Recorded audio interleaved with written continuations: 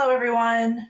Thank you for joining us today for our Lunch and Learn Strategies for Effective Remote Visits with InteliChart. My name is Claudia Gaitan, and I'll be your moderator. The two experts that will guide us through the webinar today are Will Cantrell, Director of Product Research and Analytics for InteliChart, and Damian Talencio, Sales Executive at InteliChart. Combined, they have over 20 years of experience helping providers streamline operations and run more efficient organizations. Before we get started, there's a bit of housekeeping. If you have a question for today's presenters, please make sure to enter it in the chat box and we'll address it at the end of the presentation.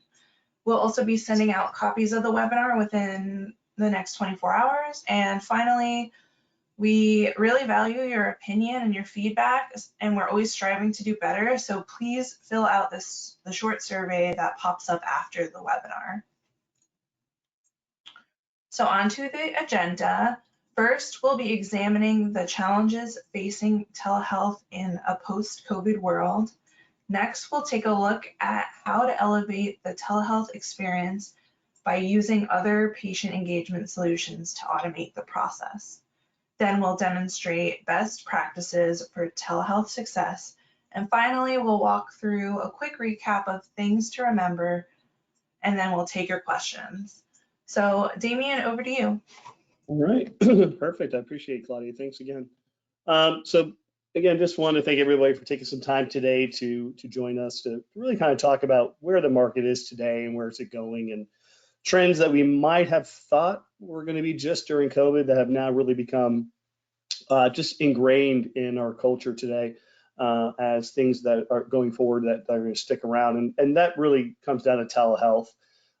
Really, they did a large poll over at post-pandemic, and most of Americans, 88%, actually majority of Americans, high majority of Americans, stated that telehealth is something that they're going to use and it's here to stay post-pandemic. And a lot of that really comes out to a lot of convenience issues that are go hand in hand. Some patients don't want to come in for a certain type of visits. I know I travel a lot, so if I have a type of visit that I could do remotely while I'm on the road traveling in a hotel and not miss the appointments that I really don't need to be at a physical location with, it really just provides a lot of comfort knowing that I'm still taking care of my health. I'm able to have these visits, and then if something does need to be followed up on, I can make a follow-up visit to come into the office and maybe do some blood work or other kind of labs that might need to be done based upon that telehealth session. We're also seeing it more and more now with therapy sessions. Behavioral health systems are utilizing the telehealth platform for virtual visits for their patients, even group settings for their patients. So instead of people coming in from multiple different locations or missing it because of work, they're able to do telehealth visits to make sure that they do keep up with those therapy sessions. Maybe it's a group therapy sessions or individual therapy, and not miss those type of accounts. And again, those are more where really face-to-face is not as important type of visit itself.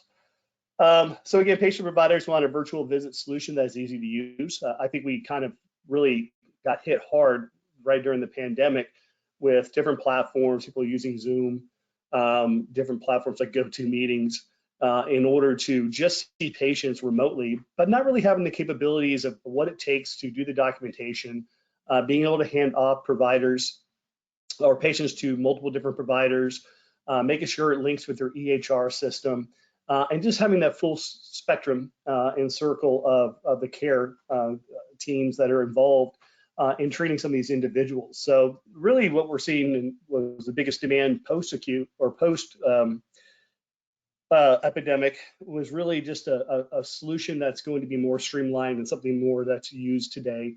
Something more like in a business setting like we're doing today.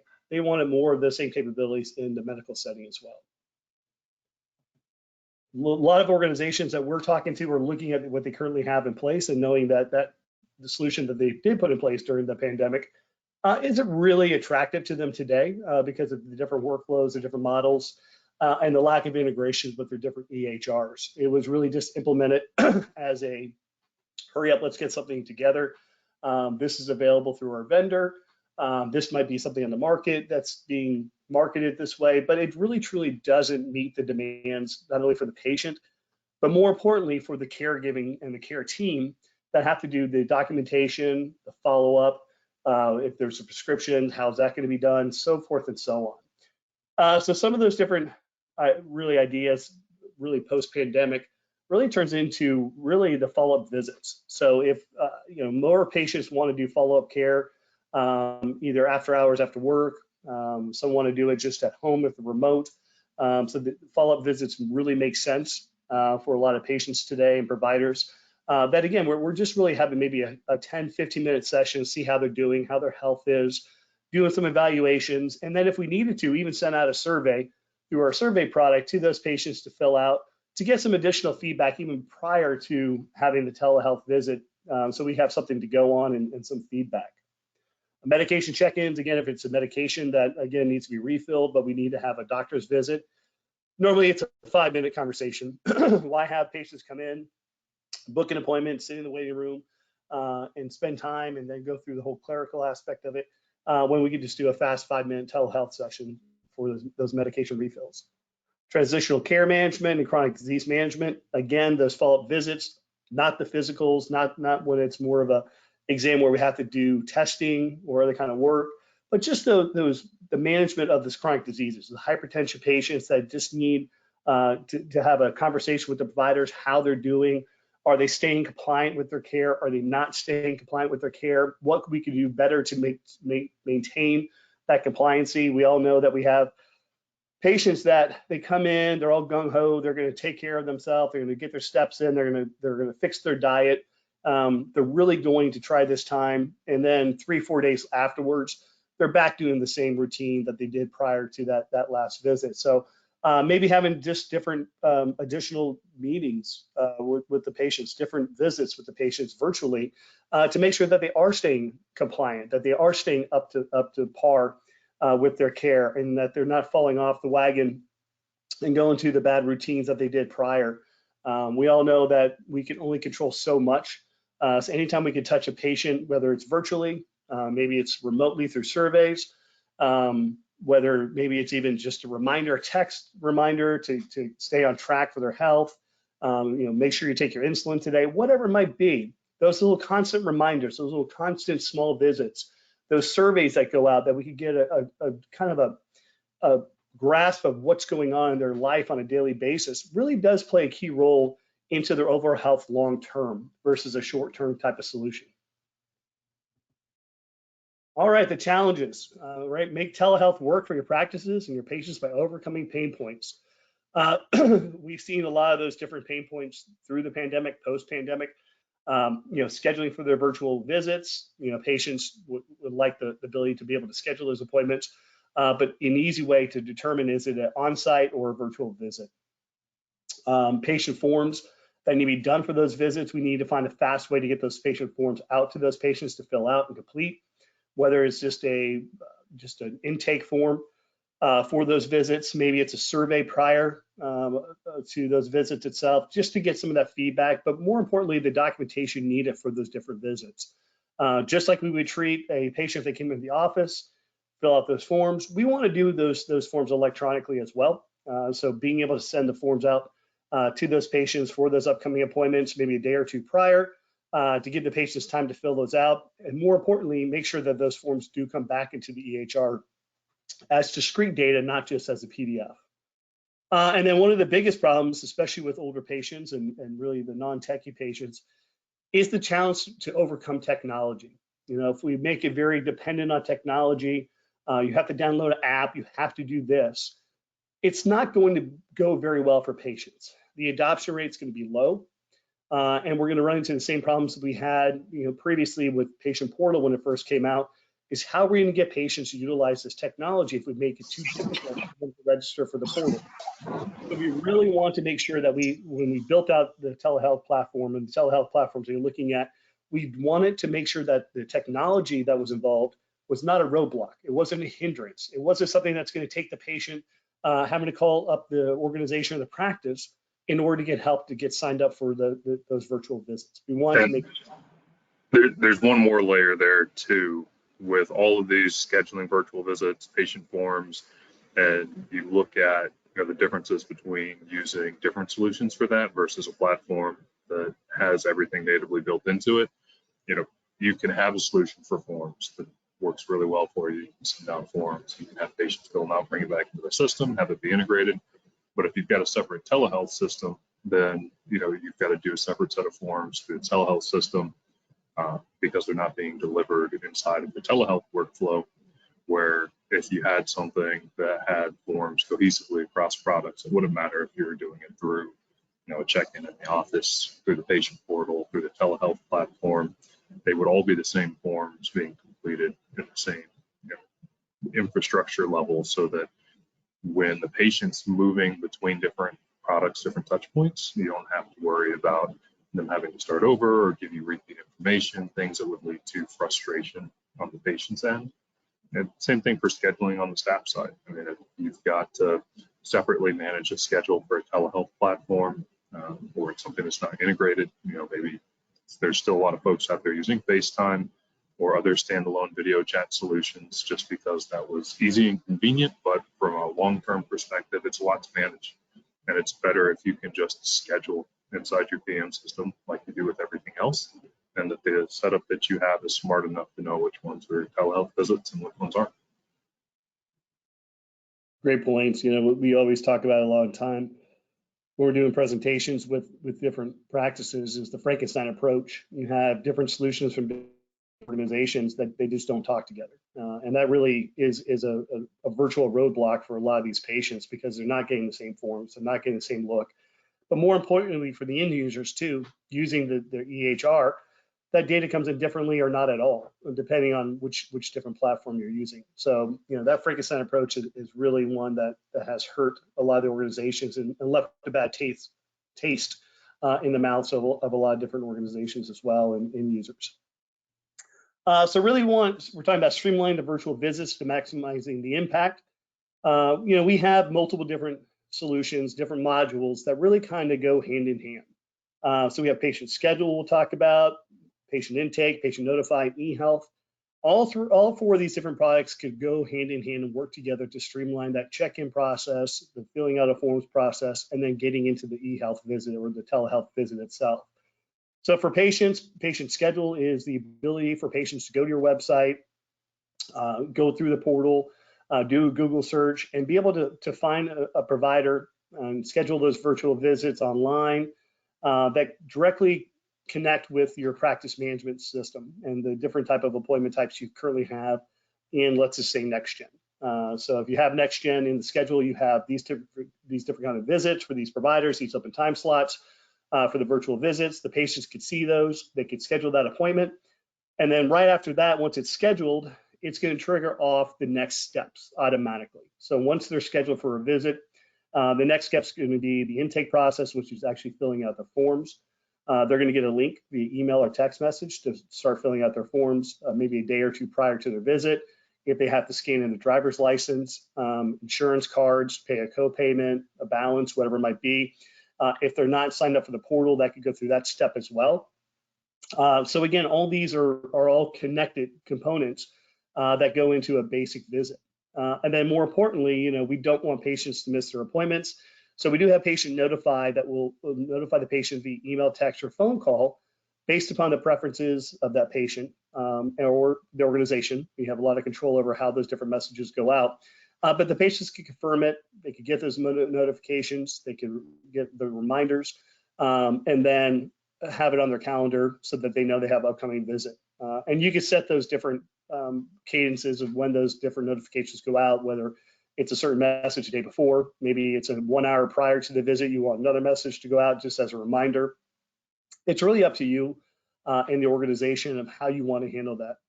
And then finally, you're going to get that link for the eVisit Health.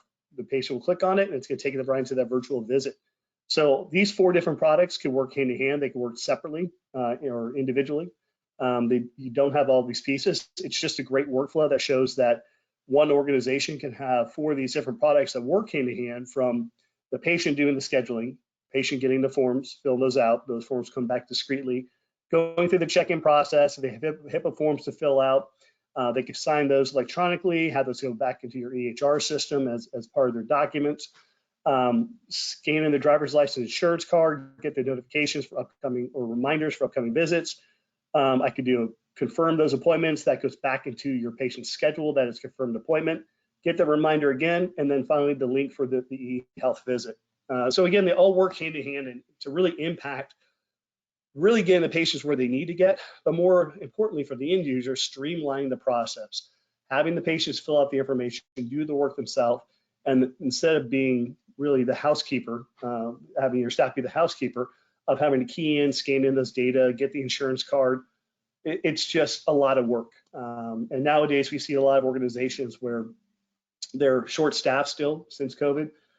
So having more and more individuals doing clerical work just takes away the really impact we could have on the patients from a health standpoint. You know, we don't want to compromise the patient's health because we have too many staff members doing the clerical side of it, scanning in data, filling out it, taking phone calls from patients to schedule an appointment, calling patients up to notify them of upcoming appointments, and then having a clunky eHealth solution where it takes them really hard to get in for the virtual visit. And now they're calling the staff to help them get logged in. And it's just makes for many, many issues that currently go out there. All right. So again, taking care to the next level, virtual monitoring.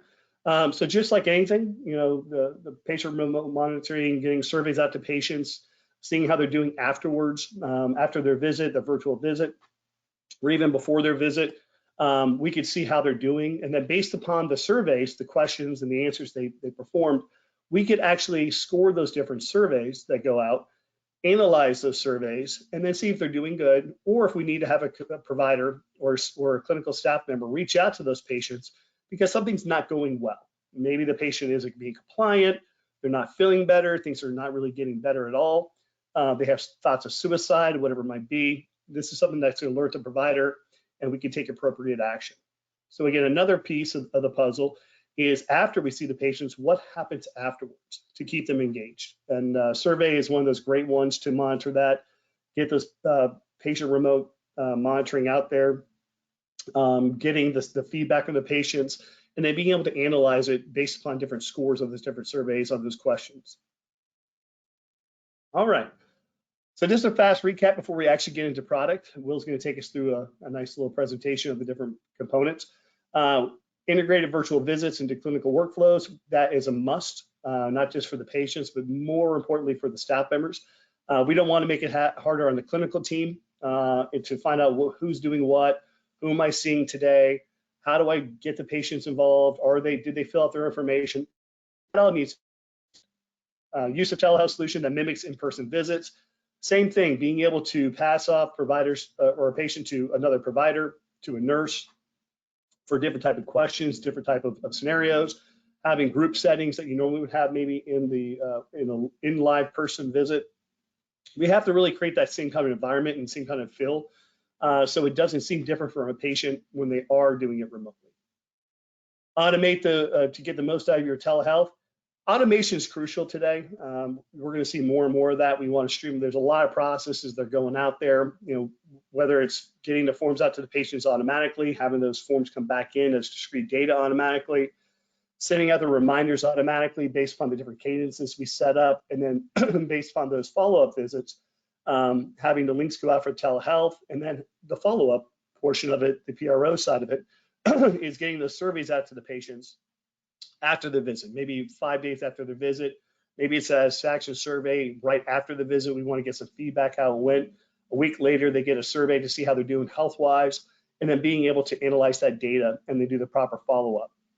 So all that really kind of plays and ties in together to really kind of virtualize the visits, but more importantly, automate the workflows that go into it. We want to take the burden off the staff, but we want to make it easy workflows that patients are used to. That makes sense to patients, that is not a roadblock where they have to download different technologies, go through different hoops of signing in all the time for different type of technologies. We want to make it easy as possible for the patients to be able to schedule their visits, get their forms to fill out for their visits, get the virtual visit link to sign in, and then do the proper follow-up, and also get the reminders and notifications for those upcoming visits. So automation streamlining is great for both sides, the patient, also the end users as well. All right, so before we log over to Will, any questions so far? Claudia, any questions we might have so far? Yeah, let's see. I think we have 2 questions here that we can address. The first one being, is it possible to do a last-minute virtual visit? So visit on the fly. So yes, we could definitely handle that. And again, that comes up quite often. Perfect. And the next one is, do staff have to share the same dashboard, or can you customize it so you can see what's on your schedule?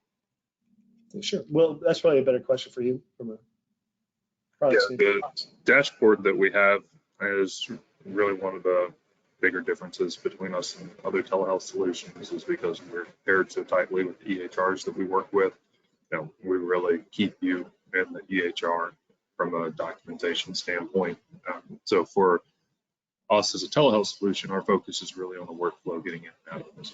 So our dashboard is very customizable per user. It's different for staff versus providers. Staff can move between different providers to see the upcoming appointments. You can jump into a visit, talk to a patient. You can put them back into a waiting room and leave and talk to another patient while the status on that dashboard flips, so the provider knows that they can come in when they're ready to talk to that patient. And it allows you to do really everything that you need to do from initiating the visit from the dashboard. And then afterwards, all of the integration automates bringing a post-visit summary into the EHR and make part of the patient's record.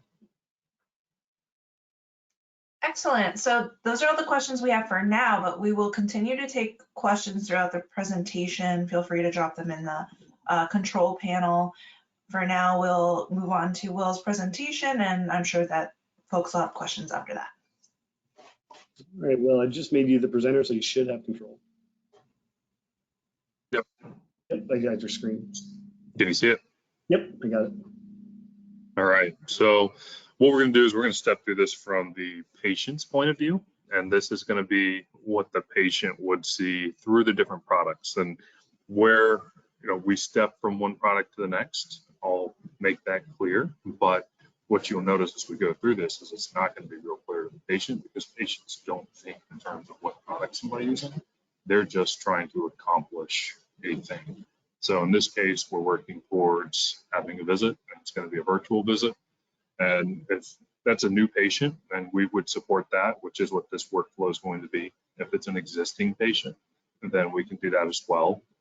New patient telehealth workflows, they're a little bit more limited to things like consultations, but this scheduling workflow that we're talking about, it doesn't have to be just for telehealth visits. We're going to be covering 3 product workflows that work for all of your patients. So keep that in mind as we go through this as well. But where we have the telehealth visit, that could also be an in-person visit. It's just the kind of chunk of time that would be the visit for the patient. And then afterwards, you get into more of the post-visit things with going to your patient portal and getting post-visit satisfaction surveys and things of that nature. But if I'm a patient and I'm looking for providers near me, Google, Apple Maps is the way that a lot of this is done now, because patients are looking to do this online. So if I can come here and find a place that I think I want to go, I'm going to be looking for the schedule icon on Google Maps. I use it when I'm looking for providers around me. Last time I moved, we did it to find a pediatrician that was important to us that we could schedule online. So when they click that link, it's going to launch them into your scheduling tool with InteliChart at that point. And we have lots of different ways they can enter into scheduling, and it's based on the link that's used. So if you're doing something like Google Maps or Apple Maps that's location-based, give a URL that only works for that location to really limit what scope they're seeing. But we also have organization level links that they're coming in through your website or your Facebook page, and they don't know which location they want to schedule at yet. You can start at the organization level. Or you could come in from a provider bio page where the patient might be, very set on choosing a provider based on gender or spoken language to find somebody that they're comfortable with. Then you could schedule across any location that provider works at. So there's different contexts depending on what you're trying to accomplish. And then each of those context-based links could be further customized with question trees. So you can control any questions that you want to ask up front. So I might have a new patient versus an existing patient treated differently, where if I'm an existing patient that wants a virtual visit, I can choose that. But if I'm a new patient, my appointment types might be much more limited. That way, you're only getting patients looking at slots for the appointments that they should be looking at based on their particular situation. And it's got applicability across specialties.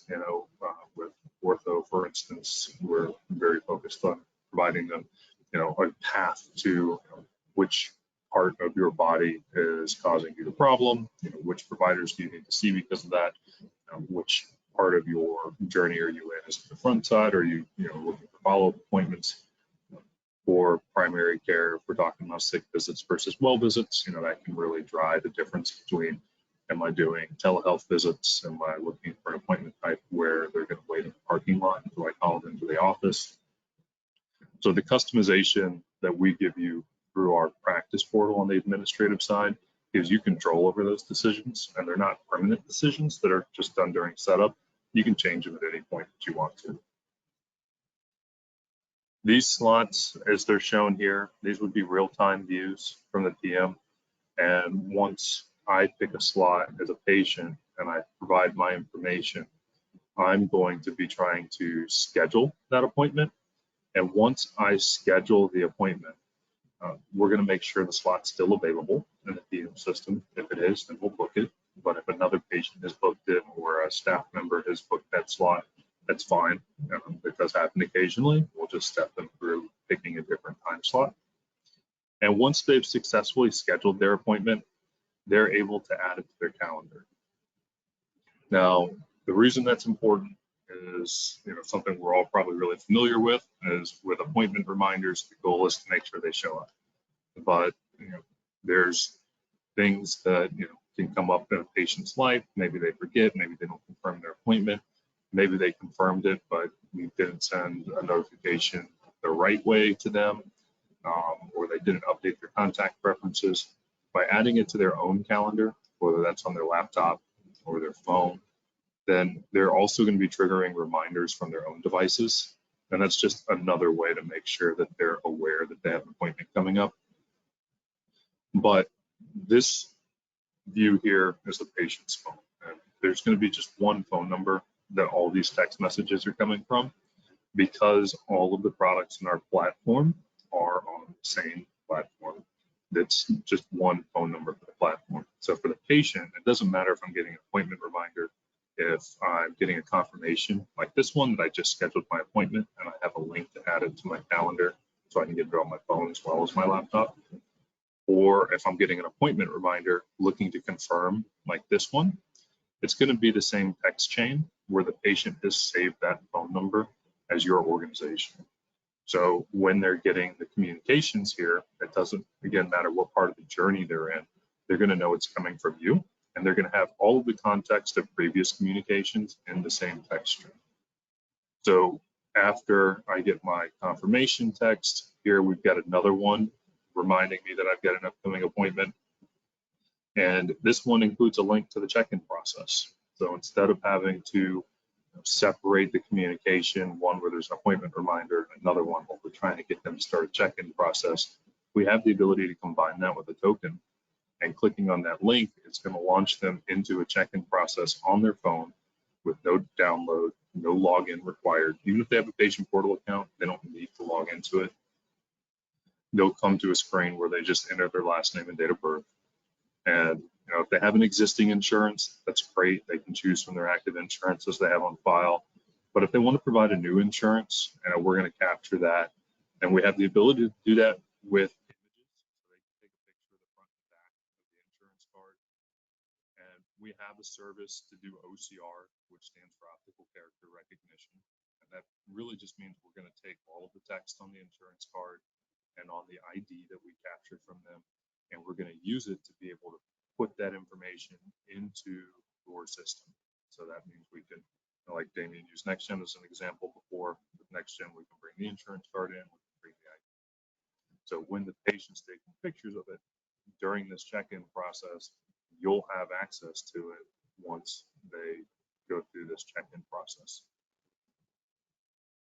If I've already completed forms through some other method, again, because of the platform, like if I went into my patient portal and I saw my upcoming appointments, there's a link on there that says save time, fill out forms. If I click that and I work on my health history form, and then, I get interrupted by my kids, my browser times out. Will?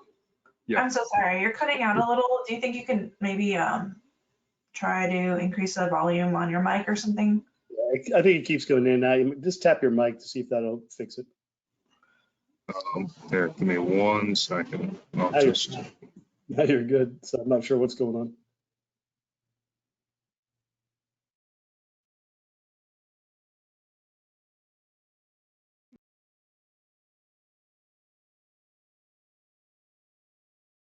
Are you going to dial in, Will? Is that what you're doing? Or?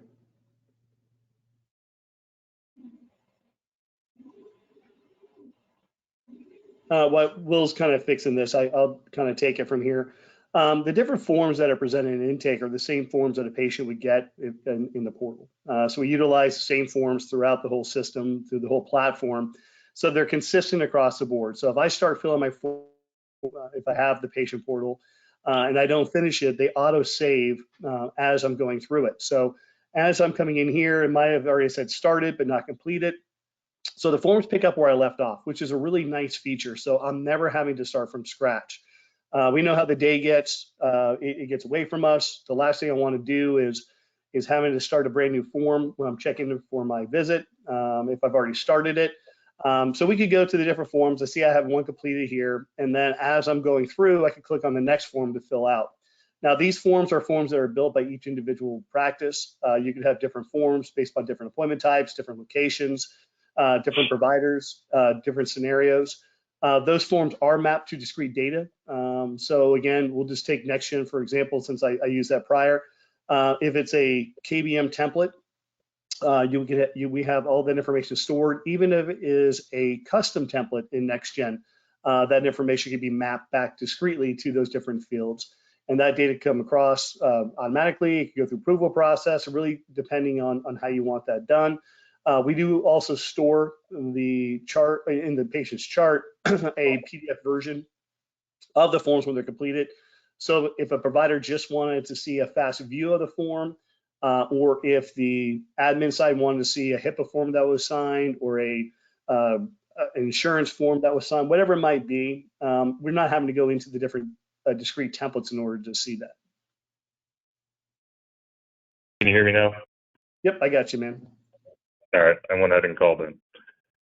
So since I've already got the health history form completed for the reasons Damien was talking about, I can jump into the things I haven't done, and I would be able to scroll through and answer these questions on my phone. You could also, if they didn't click on the link in the text message and they just come into the office, we do have this on a tablet, so you could hand them a tablet, any tablet you want, because we don't require any specific hardware. And they could sit down in the office and fill these same things out on a tablet in the waiting room. If I've got consents, for example, here to read and fill out, I can go through this and sign and submit that. And once I've completed all of my forms, then we're dropping straight into collecting payment. So if I want to make a payment, copay, outstanding balance, I can do that and provide payment information right in the process, get a real-time receipt for the payment being successful.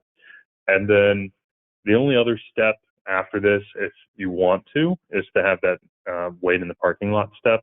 So if you're not doing that at this point, the process would be over for them from a check-in perspective, and they wouldn't need to do anything else before they show up for their visit. But if you want them to wait in the parking lot, we have the ability for them to do that. And you can call them in when you're ready using an email and a text message that will go to them and give them any instructions you need to when they come in. But if we go back to our virtual use case, here in the text chain that we had, now I've got a link coming from the same phone number that it's time to start my virtual visit. So I can come in here and I can click the link to start my virtual visit as a patient. And that's going to put me into a position where, I'm going to just enter my last name, date of birth, and complete the terms and conditions for this. And once I've done those components, we've got kind of a video audio check that they would do. But ultimately, they're going to join the visit. The patient's doing everything on their phone, again, in the browser. There's no app download required for it. They're just going to jump into the browser. They'll be able to do the communication. You can chat. You can provide attachments. And once that visit's over for the patient, there's nothing else for them to do on their side. On the administrative side, we're bringing in a visit summary so that you've got a record in the patient's chart on, who were the participants, how long was the video visit, was there a chat log that goes along with it. All of those components will be stored in the chart automatically. But for the patient, really what they're going to do next is they're going into the patient portal. So this just kind of starts to put the patient journey into a loop, the visit, the portal, then you're going to have follow-up because we want to do a recall, or it's time for another annual visit, or we've got periodic follow-up that needs to be done at the 3, 6, 9-month intervals. And when the patient's getting those messages, we're going right back into the same text chain. We're getting the links. We're going to have a visit. We're going to go back to the portal. And the patient's going to get really familiar with that loop. Once everything's in place and they're used to going through it, it's going to be something that is really intuitive for them. If they're in the patient portal, they can see the same information that you're communicating with them through text messages and other notifications. If they've got the mobile app, and they've got the push notifications as well. So having all of this in the same platform really props up the virtual visits because they'll know where they need to go if they're going to start their visit from the patient portal, or they could start it from a text message. And all of the components like forms and payment and check-in, and being able to streamline what your front desk folks are doing, what your medical assistants are doing to be able to get into the visit. Those components are settled from the administrative side as well. So if I've got the patients working really seamlessly on their journey, because I'm going from scheduling to the actual visit, and it's all done in a nice little text string there where I can click on the components. On the staff side, I've got a little bit more going on, but it's assisted by automation.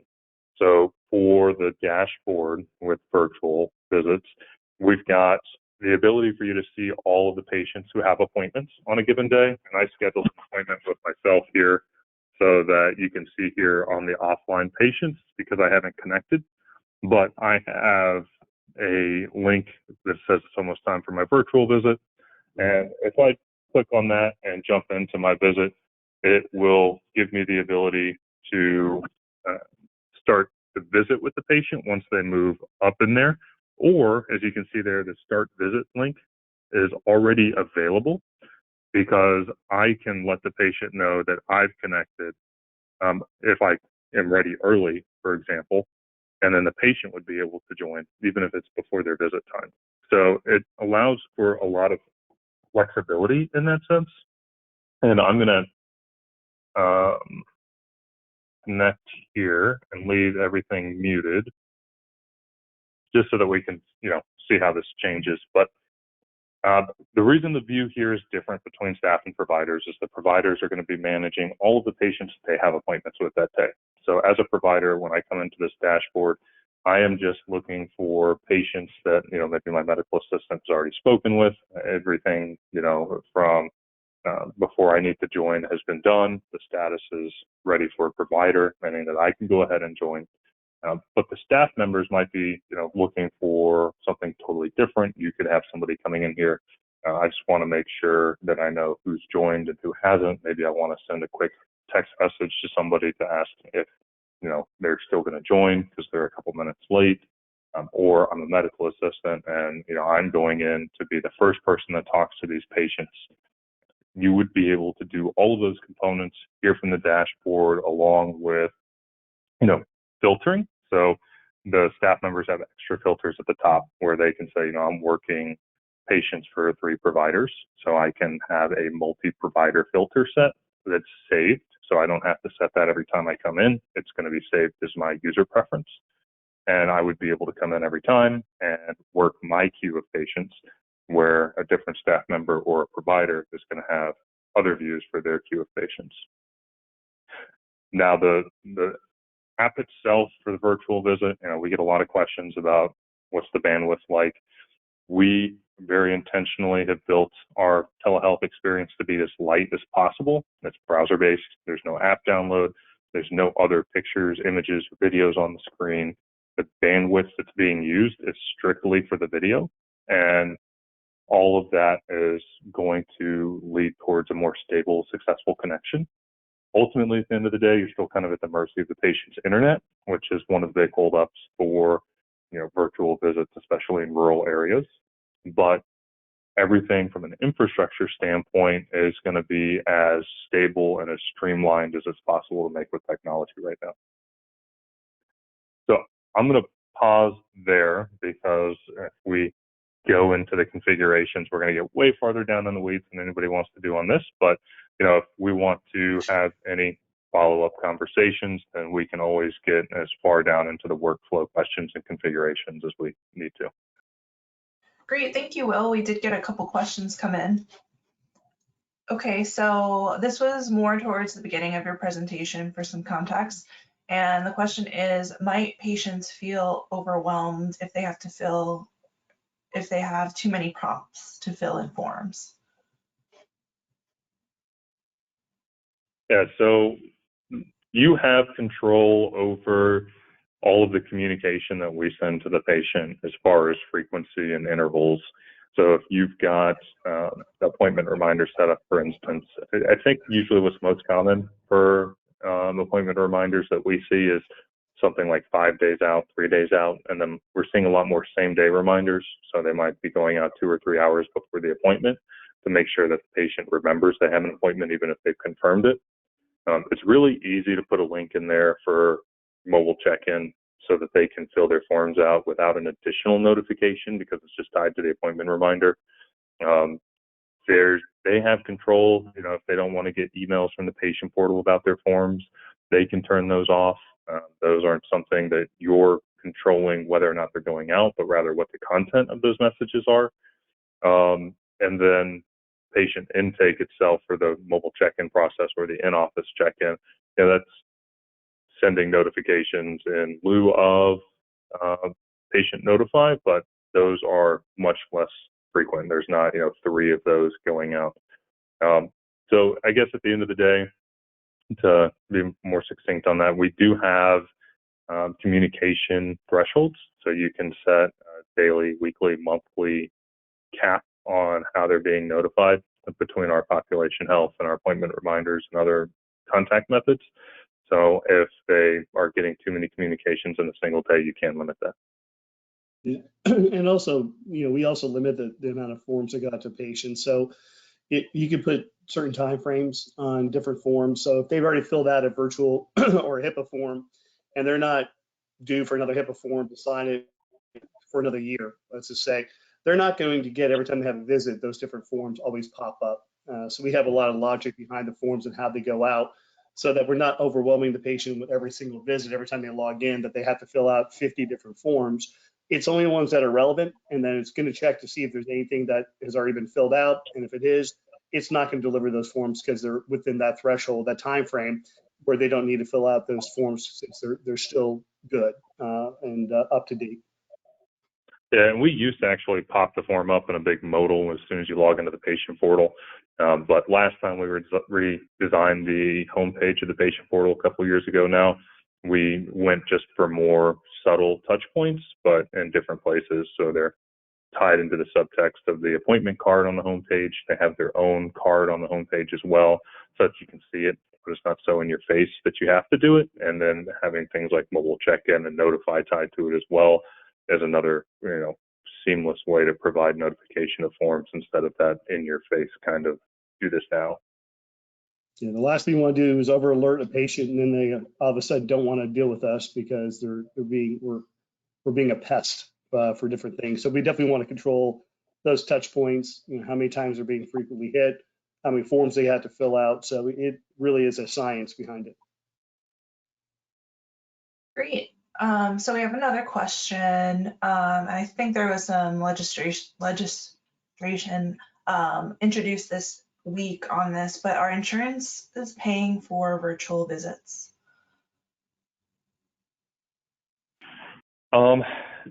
Yes, they are, but it depends on a lot of stuff.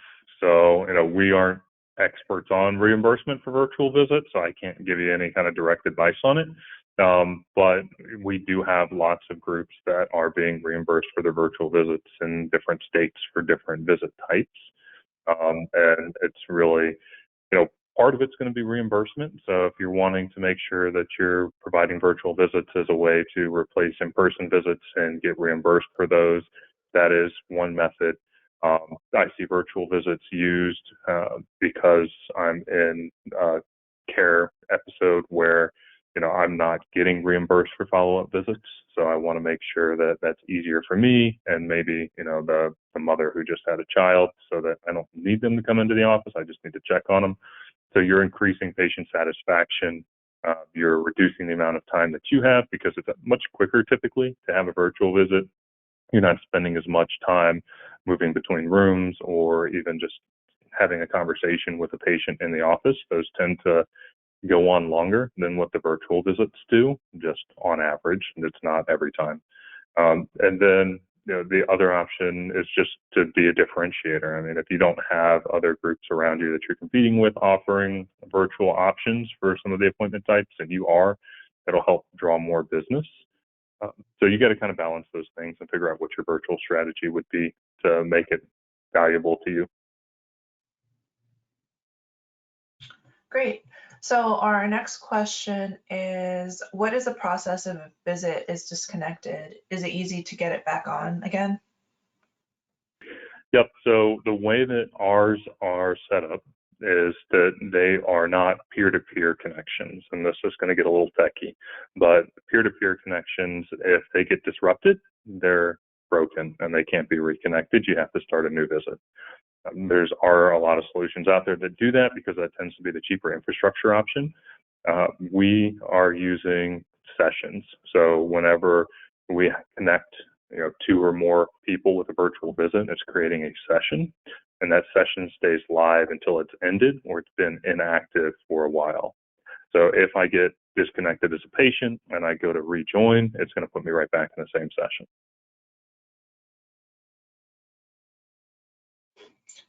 Okay, great. So it looks like we have another question. Is it possible to do a staff checkout during a virtual visit? We don't have workflow tools in our interface to support the staff checkout, but there's no reason that you couldn't be doing it at the same time.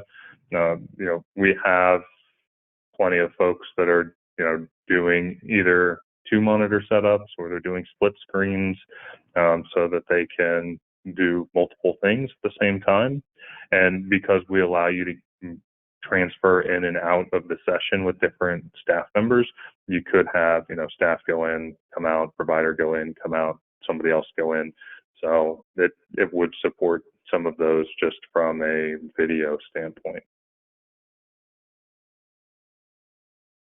Okay, and our last question so far is, can patients be sent information during or after the visit? Yep, both. So there's chat capabilities during the video visit, which is really standard with telecommunication. You also have attachments. So if you want to share an image of something, like a wound, for example, then you would be able to do that. Or if you want to provide a document for the patient to look at while you're on the phone with them so you can discuss it like a care plan, it's something that you can do as well. And then afterwards, you've got secure messaging if you want to send them things through the patient portal that they can access anytime they want to, or depending on the different integrations that we have with EHRs and PMs, you can always push documents or patient education to them through the portal as well.